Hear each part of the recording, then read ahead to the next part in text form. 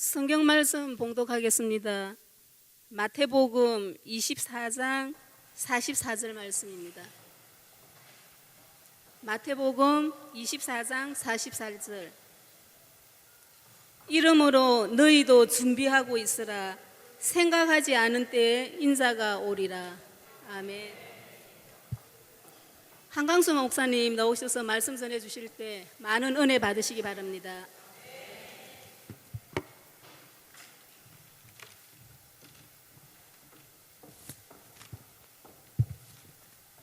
할렐루야. 지난번 제가 영생으로 들어가는 죽음 첫 번째 시간 먼저 한번 나눴는데요. 오늘도 이어서 죽음에 대한 이야기들을 한 번 더 해보려고 합니다. 좋지도 않은 얘기 이렇게 많이 하나 싶은 생각도 들겠지만 누구나 한 번쯤은 건너가야 될 강이 아닌가 싶습니다. 여러분 혹시 생명보험 드신 분들 계신가요? 손 들어보세요. 많이 안 드셨네요. 생명보험은 사실 남겨진 사람들을 위해 보험을 드는 겁니다. 여러분들을 위한 게 아니에요. 여러분은 죽었다 깨어나도 그 생명보험의 혜택을 받을 수가 없습니다. 여러분들을 남겨두고 간 사람들이 그 생명보험을 통해서 혜택을 보게 되겠죠. 남은 자들은 사실 여러분이 그렇게 신경 쓰지 않아도 괜찮을지도 모릅니다. 어쨌든 좀 슬프기는 하지만 힘들기는 하지만 남겨진 사람들은 자신의 몫의 삶을 나름대로 또 열심히 살아가게 될 겁니다. 어떻게 살까 싶지만 또 남겨진 사람들은 살게 되더라고요. 문제는 접니다. 여러분이죠. 여러분은 어떻게 하시겠습니까?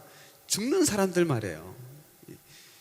내가 나의 죽음에 대해서 준비한다고 생각하면서 정작 그 준비하는 것은 나를 위한 준비가 아니라 남겨진 사람들을 위해 준비하더란 말이죠. 그럼 나를 위한 준비는 무엇을 하고 있는가? 내 죽음에 대해서 나는 무엇을 준비하고 있는가 하는 겁니다. 그래서 저는 이 죽음에 대한 이야기를 두 시간에 걸쳐서 나누어서 좀 깊이 생각해 보려고 하는 겁니다. 오늘은 먼저 죽음에 대한 이 성서적인 의미에 대해서 한번 알아보고요. 그리고 우리 그리스도인들은 죽음에 대해서 어떤 자세를 가져야 하는지에 대해서 한번 생각해 보도록 하겠습니다. 먼저 죽음에 대한 성경적인 의미는 어떤 것이 있을까요? 첫 번째, 죽음이라는 것은 자는 것이라고 했습니다. 마태복음 9장 24절 말씀에 보니까 이르시되 물러가라. 이 소녀가 죽은 것이 아니라 잔다 하시니 그들이 비웃더라. 야이로의 딸이 죽었을 때 예수님께서는 그 딸이 죽은 것이 아니라 잔다고 했습니다. 나사로가 죽었을 때도 잠들었는데 내가 깨우러 가겠다고 말했습니다. 성경에서는 죽는 것을 자는 것이라고 말합니다. 자, 잠이 들면 아무것도 모르죠.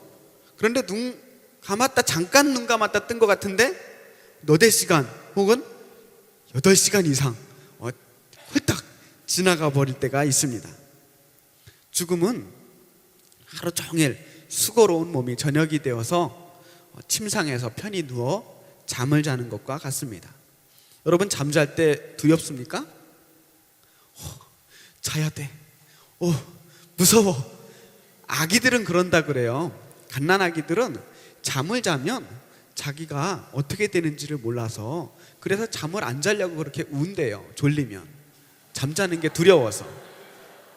우리 아이들이 그러더라고요. 잠만 자려고 하면 울어요. 그런데 정말로 아이들은 이 잠을 자게 되면 내가 정신을 잃게 되면 다시 깰지 안 깰지 확신이 들지 않아서 울지만 우리들은 그러지 않습니다. 피곤하면 자는 거예요. 내일 아침 일어나겠지. 우리도 마찬가지입니다. 죽는 것도 자는 거라고 한다면 잠을 자고 깨어나면 새로운 아침이 시작되는 것과 마찬가지입니다. 죽음을 잔다라고 이야기하는 것은 깨어날 수 있다라는 것을 전제로 하기 때문입니다. 우리가 잔다라고 이야기하는 건 지금 이 세상에서 잠을 자고 깨어나면 천국에서 깨어나게 되는 거죠. 잠자는 걸 두려워하지 마시기를 축복합니다. 두 번째, 죽음은 결혼식이라고 말하고 있습니다. 한번 읽어볼까요? 시작. 그때에 천국은 마치 등을 들고 신랑을 맞으러 나간 열 처녀와 같다 하리니. 죽는 것은 마치 천국으로 시집을 가는 것과 같습니다. 죽음을 통해서 지상의 백성이, 지상의 사람이 천국의 백성이 되는 겁니다. 이 세상에서 저 천국으로 시집을 가는 거죠. 신랑은 누굴까요? 예수님이 되는 겁니다. 자, 시골 사람이 시집을 갔어요. 서울 총각이랑 시집을 갔습니다. 이 시집에서 결혼을 해서 김 씨 집의 식구가 되기도 합니다. 전혀 살아보지도 않은 곳에서 새로운 살림을 시작합니다. 우리도 마찬가지로 죽음을 통해서 지상의 사람이 한 번도 살아보지 않은 저 천국의 백성이 되는 겁니다. 서울로 시집가 나가시는 시골에서는 보기가 아마 힘들지 모릅니다. 하지만 그 사람은 서울에서 알콩달콩 깨가 쏟아지도록 재미있게 살게 되겠죠. 여기서는 못 보지만 그곳은 행복한 나날이 있는 겁니다. 세상을 떠난 성도들을 우리가 보지 못하기는 하지만 그들은 저 천국에서 행복한 신혼생활을 시작하고 있는 겁니다. 죽음은 앞서간 사람들을 먼저 또 만나고 또 뒤에서 올 사람들을 기다리는 즐거움이 있는 겁니다. 우리는 전부 하나님 나라에서 다시 만나게 될 것입니다. 또한 죽음은 또 하나의 출생입니다. 다시 태어나는 겁니다. 부자와 거지 나사로의 비유에서 나사로의 죽음을 이렇게 표현하고 있습니다. 함께 읽어보겠습니다. 이에 그 거지가 죽어 천사들에게 받들려 아브라함의 품에 들어가고 부자도 죽어 장사되매. 여기에서 우리가 자세하게 봐야 될 단어가 있습니다. 품에 들어가고 아브라함의 품에 들어간다라는 말입니다. 이 말은 산모가 아기를 낳아서 산파가 아기를 받잖아요. 받아서 탯줄을 끊어서 예쁜 이호로 쌓아서 침상이나 아랫목에 이렇게 딱 놓는 것을 의미하는 말이라고 합니다. 다시 태어났다는 거예요. 죽은 것은 죽은 것이 아니라 새롭게 새 생명이 잉태되어서 곱게 강보에 쌓여서 새로운 생명으로 시작되었다라는 것을 의미합니다. 우리 육체의 탄생이 첫 번째 탄생이라면 영적인 거듭남이 두 번째 탄생이 될 겁니다. 우리는 구원받음으로써 두 번째 삶을 살게 된 겁니다. 그렇다면 이 거듭난 사람들이 다시 또 한 번 태어나는데 죽음을 통해서 우리는 사라지는 것이 아니라 세 번째 탄생, 영적인 새로운 영생의 시작을 갖게 되는 것입니다. 이 편에서 보면 그것은 죽음이라고 이야기하겠지만 저 편에서 본다면 영원한 생명의 새로운 출생이라고 볼 수가 있는 것입니다. 네 번째로 죽음은 낡은 옷을 벗어버리고 새 옷을 입는 것과 같습니다. 베드로전서 1장 13절 14절 말씀을 제가 읽겠습니다. 내가 이 장막에 있을 동안에 너희를 일깨워 생각나게 함이 옳은 줄로 여기노니 이는 우리 주 예수 그리스도께서 내게 지시하신 것과 같이 나도 나의 장막을 벗어날 것이 임박한 줄을 알미라. 이 장막, 텐트죠. 잠깐 머물렀다 가는 장소입니다. 우리는 이 짧은 인생이 영원히 살 것 같고 영원히 이 인생이 전부인 것처럼 살아가지만 잠시 걸쳐가는 곳이라는 거예요. 우리가 인류가 타락함으로써 우리에게 죽음이라는 것이 하나의 운명처럼 정해져 있습니다. 선악과를 먹음으로써 불순종과 죄, 고통과 교만 같은 여러 가지 이 죄의 모습을 가지고 있지 않습니까? 이러한 육체가 만약 영생하게 된다면 이 세상이 어떻게 되겠습니까? 지옥이 되는 거죠. 그러나 인간이 죄의 값으로 죽음을 맞이하게 돼서 이 죄된 육신이 영원히 지속되지 않도록 하게 되었습니다. 그런데 문제는 하나님께서, 사랑의 하나님께서 이 죄된 모든 백성들이, 모든 하나님의 자녀들이 그냥 죽도록 버려둘 수는 없으시다는 거예요. 그렇다고 이 저주의 몸을 그대로 하늘나라에 데리고 갈 수도 없는 노릇 아니겠습니까? 그래서 이 죄로 입혀진 헌옷을 벗겨버리고 새 옷으로 갈아입혀야 될 필요가 있는 겁니다. 옷이 더러워지면 빨아입거나 떨어지면 기워입고, 그렇게 하다가 아주 헤어지면 버리게 되죠. 계속 그거 평생 입을 수 없잖아요. 육신도 마찬가지입니다. 육신도 상처가 나면 처음엔 치료를 하죠. 병이 나면 수술도 합니다. 부러지면 잘 부목을 대서 쓰기도 하지만, 그러다가 쓰다가 여기저기 고장 나다가 도저히 못 쓰게 되면 버리고 가는 겁니다. 이건 옷이라고 생각하시면 됩니다. 이건 그냥 기워 쓰고 고쳐 쓰고 하다가 다 못 쓰게 되면 버리고 가는 옷이지요. 옷이 좀 버릴 때 아깝기는 하지만 그렇다고 평생 지고 갈 수는 없잖아요. 이 육신의 장막이 무너지게 되면 하나님께서 지어주신 영원한 장막으로 우리가 들어가게 될 것입니다. 그러므로 우리는 낙심하지 않습니다. 겉사람은 낡아지지만 그러나 속사람은 낡아지지 않습니다. 우리 어르신들 겉사람이 낡아졌다고 내가 늙어서 쓸모없어진 사람이라고 생각하지 마세요. 속사람은 아직도 쌩쌩한 거예요. 여러분의 영혼은 나이가 먹었다고 같이 늙어지는 게 아닙니다. 속사람은 날로 새로워지게 되는 줄 믿습니다. 우리가 보이는 것을 바라보는 것이 아니라 보이지 않는 것을 바라볼 수 있는 영적인 눈이 열려 있어야 됩니다. 우리에게 보이는 것은 잠깐이지만 보이지 않는 것은 영원하기 때문입니다. 땅에 있는 우리의 이 장막집이 무너지면 하나님께서 지으신 집, 곧 사람의 손으로 지은 것이 아니라 하늘에 있는 영원한 집이 우리에게 있는 줄을 믿습니다. 우리는 하늘로부터 오는 그 집, 새로 만들어주신 그 영원한 옷을 덧입기를 갈망합니다. 우리 현실의 삶은 이 장막에서 살면서 점점 낡아지는 장막집에 눌려서 탄식하면서 살아가고 있지는 않습니까?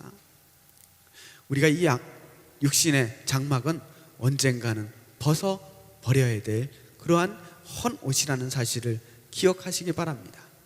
그리고 이 낡은 셋집에서 벗어나서 영원한 불멸의 집으로 우리가 건너가게 될 때는, 그때는 다시는 죄가 우리의 몸을 더럽히지 못하고 다시는 온갖 더러운 것들이 우리를 더럽히지 못하는 영원한 영광스러운 몸으로 새롭게 덧입게 될 줄을 믿습니다. 다섯 번째는 죽음은 본향으로 돌아가는 것입니다. 우리의 원래 있었던 곳, 우리의 고향입니다. 죽음은 이 나그네와 같은 인생길을 청산하고 이 타향살이를 청산하고 원래 내가 있었던 그 고향으로 찾아 돌아가는 과정인 것입니다. 이사를 하는 거죠. 맨 처음 우리가 왔던 곳으로 이사하는 겁니다. 이 세상의 수고가 끝나는 것입니다. 인생의 황혼이 깃들 때 불신앙의 사람들은 돌아갈 곳이 없습니다. 이제는 끝이구나. 정처 없는 인생길, 우리는 어디로 가야 하나? 하지만 주님을 믿고 주님을 아버지라고, 나의 아빠라고 고백하는 그 신앙인들에게는 돌아갈 곳이 있습니다. 엊그제 우리 카타콤 기도회 때 담임 목사님께서 돌아온 탕자의 이야기를 해주셨습니다. 우리가 행복한 이유는 돌아갈 곳이 있기 때문입니다. 우리가 아무리 괴롭고 힘들고 혹은 우리가 가끔씩 방황할지라도 우리에게 돌아갈 집이 있음이 얼마나 감사한 일입니까? 인생의 모든 시절이 지나고 그 끝이 저물게 될 때 우리는 새로운 안식처, 우리의 고향으로 돌아가게 되는 줄 믿습니다. 스데반 집사가 돌멩이에 맞아서 순교를 당하는 그 순간, 그가 하나님의 그 부르심을 만나게 됩니다. 그때 이렇게 말합니다. 스데반이 성령 충만하여 하늘을 우러러 주목하여 하나님의 영광과 및 하나님 예수께서 하나님 우편에 서신 것을 보고 말하되 보라 하늘이 열리고 인자가 하나님 우편에 서신 것을 보노라. 마지막 날 하나님이 나를 기다리시고 계시는구나. 하나님께서 나를 여태까지 기다리시고 나를 환영하고 계시는구나를 보게 되는 것입니다. 인생의 그 마지막 길에는 아무도 없는 빈집이 아니라 오랫동안 나를 기다리시며 그 예수님께서 몸소 나를 맞이해 주시는 바로 그 고향집이 우리를 기다리고 있음을 기억하시기를 축복합니다. 그렇다면 죽음을 우리 그리스도인들은 어떻게 대해야 할까? 죽음에 대한 성도의 자세에 대해서 생각해 보도록 하겠습니다. 사람은 반드시 죽습니다. 반드시 죽는데 문제는 언제 죽을지 모른다는 거예요. 죽음은 아주 철저하게 개인적인 것입니다. 내가 죽는 겁니다. 아무리 사랑하는 사람도 같이 약속 맞춰서 죽기 힘듭니다. 사람은 어떻게 보면 살고 있다기보다는 점점 죽어가고 있는지도 모릅니다. 그래서 죽음을 삶과 항상 같이 엮어서 해석해야 합니다. 죽는 이야기를 자꾸 피하는 사람들이 있습니다. 죽음은 나의 것이 아닌 것처럼, 다른 사람들의 이야기인 것처럼만 자꾸 외면하려고 하는 사람들이 있습니다. 죽을 준비를 전혀 하고 있지 않은 거죠. 예를 들어서 시한부 인생 임종 환자를 앞에 두고 이 사람은 이제 죽을 준비를 해야 됩니다 라고 의사 선생님이 이야기함에도 불구하고 그걸 거부하는 거죠. 부정하는 거죠.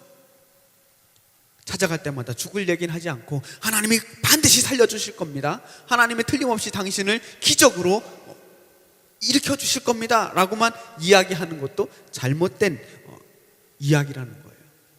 물론 끝까지 하나님께 매달리는 신앙도 중요하겠지만, 분명 하나님의 기적의 역사가 일어날 수 있겠지만 때로는 죽음도 나의 인생의 한 부분임을 받아들이고 준비할 수 있도록 하는 것도 필요한 신앙이라는 겁니다. 죽음이라는 것도 분명히 우리 인생의 한 부분입니다. 과정인 거죠. 이 과정을 넘어가게 되는 겁니다. 10대에서 20대로, 20대에서 30대로, 또 갱년기로, 노년기로 점점 인생의 단계를 밟아 올라가듯이 언젠가 우리도 죽음이라는 단계를 거쳐야 하는 것이죠. 이 죽음은 생에 있어서 마지막 성장 단계라고 볼 수 있습니다. 삶이 무언가, 인생이란 무엇인가라는 것에 대해서 가장 확실하게 알기 위해서는 죽음이란 무엇인가를 알아야만 합니다. 삶이 중요한 만큼 죽음도 중요합니다. 삶과 죽음은 엄밀하게 말하면 서로 나눠져 있는 게 아니지요. 어떻게 보면 가장 중요한 문제는 어떻게 살아야 하는가, 이 문제에 앞서서 우리는 어떻게 죽어야 하는가 하는 문제입니다. 사람은 어디서 왔으며 또 어디로 가는 것일까? 어떻게 살아야 할까? 이런 중요한 문제들을 앞에 두고 있지 않습니까? 그런데 삶을 바로 살려고 하면 할수록 중요한 문제가 바로 죽음이란 무엇인가? 나에게 있어서 죽음은 어떠한 의미를 가지고 있는가 하는 겁니다. 이러한 죽음에 대한 준비가 되어 있지 않을 때 갑자기 나에게 육체적인 죽음이 딱 앞에 다가오면 아무리 열심히 살던 사람도 당황하게 됩니다. 더 살고 싶다는 이야기밖에 할 수가 없습니다. 왜냐? 그 다음이 보이지 않기 때문이죠. 막막한 거예요. 살기는 열심히 살았지만 죽음에 대한 마음의 준비를 하지 못했기 때문입니다. 어떻게 살 것인가? 이것은 내가 어떻게 죽음을 맞이할 것인가와 함께 맞물려서 생각해야 합니다. 어떤 사람은 죽음에 대해서 걱정을 하시는 분들이 계시고, 어떤 사람은 별 걱정 없이 때 되면 가겠지요. 하나님 부르시면 감사하게 찬양하며 가겠습니다 라고 하시는 분들도 계실 겁니다. 누구에게든 죽음은 아주 조금씩이지만 여러분에게 다가오고 있습니다.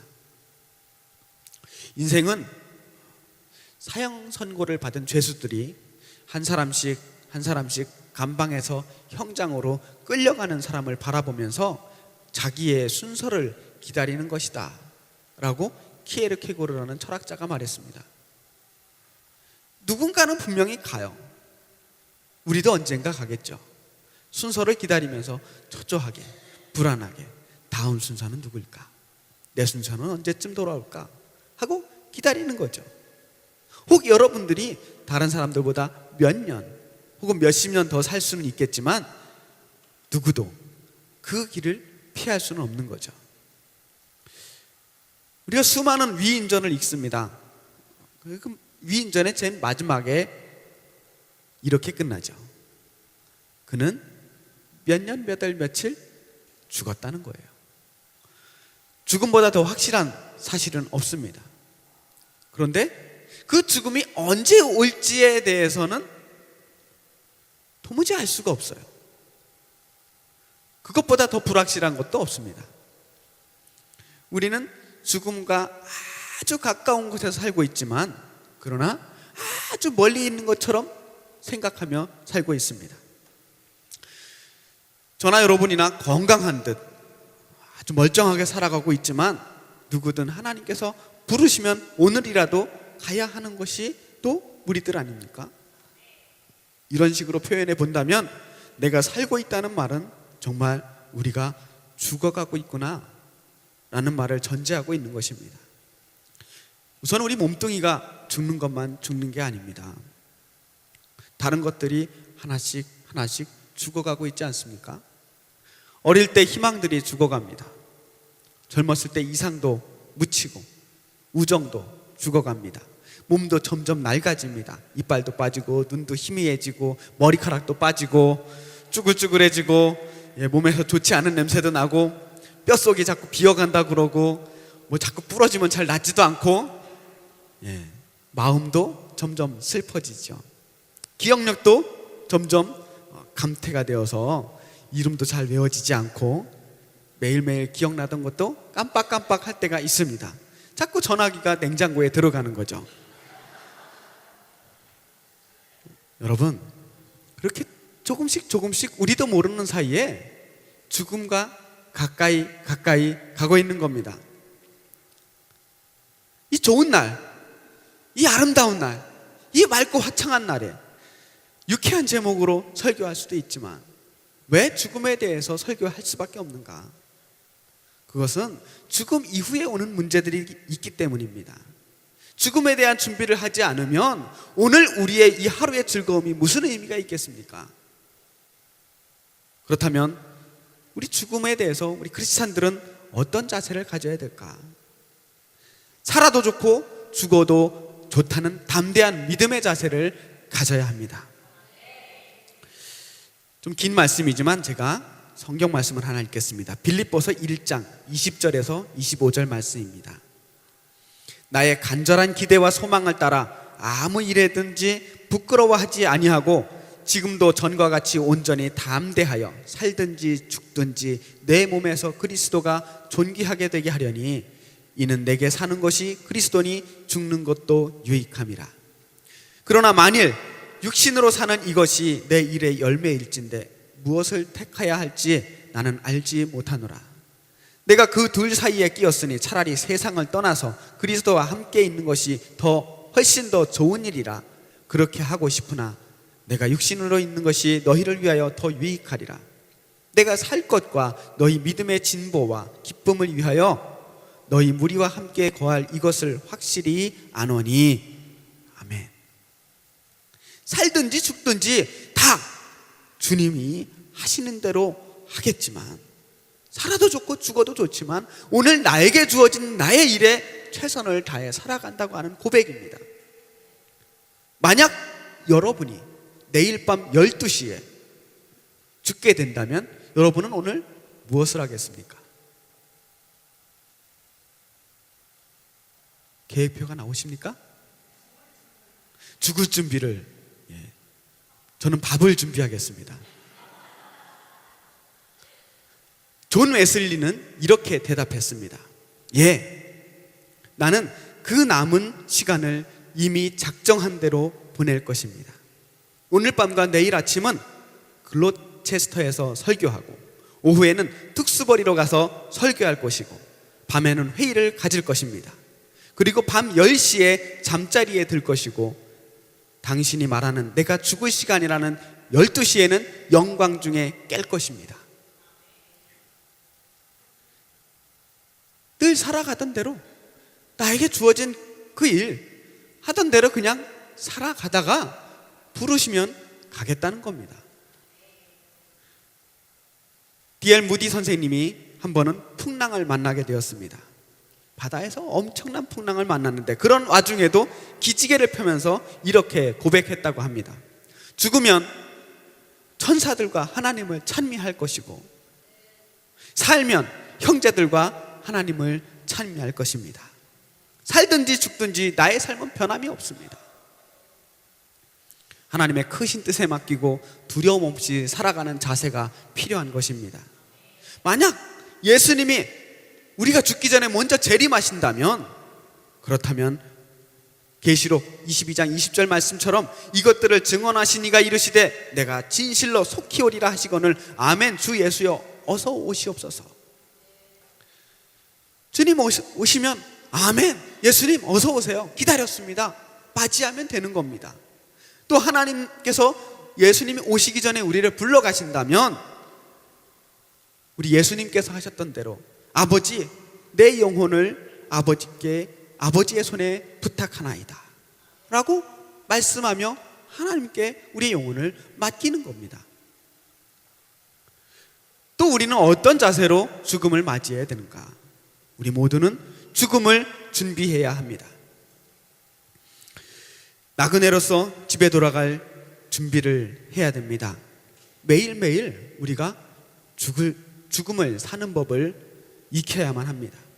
어떤 젊은이가 교수에게 질문했습니다. 교수님, 사람이 죽기 얼마 전에 내세를 준비하면 될까요? 그야 몇 분이면 충분하지. 그거 참 좋습니다. 그리고 자기 앞으로 남겨진 수십 년의 세월을 마음껏 만끽할 생각을 가지고 즐거운 마음으로 저도 그렇게 생각합니다, 몇 분이면 충분하죠 하면서 웃으면서 그 사무실을 나가려고 했습니다. 그때 교수님이 젊은이를 불러 세웁니다. 그런데 자네는 언제쯤 죽을지 알고 있는가? 그거야 제가 어떻게 알고 있습니까? 언제 죽을지는 모르죠. 그렇다면 지금부터 죽을 준비를 해야 하지 않을까? 라고 이야기했다는 겁니다. 오늘 읽은 말씀처럼 이러므로 너희도 준비하고 있으라. 생각지 않은 때에 인자가 오리라. 우리가 언제 죽을지 모르기 때문에, 언제 하나님이 우리를 부르실지 모르기 때문에 항상 깨어서 준비하고 있어야 합니다. 그러나 그것을 두려움으로 하는 것이 아니라, 그리고 긴장됨으로 언제 죽으면 어떻게 하지? 내가 지금 가면 안 되는데, 이런 생각으로 하는 것이 아니라 늘 충만한 기쁨으로, 기름을 준비하는 마음으로, 아름다운 예복을 준비하는 마음으로 오늘 하루를 내가 나에게 주어진 최선의 모습으로 살아가는 것입니다. 오늘 충실한 하루가 행복한 수면을 가져다 주듯이 우리의 충실한 인생이 행복한 죽음을 가져다 줍니다. 오래 산 사람이 행복한 사람이 아닙니다. 주님 안에서 죽는 사람이 행복한 사람입니다.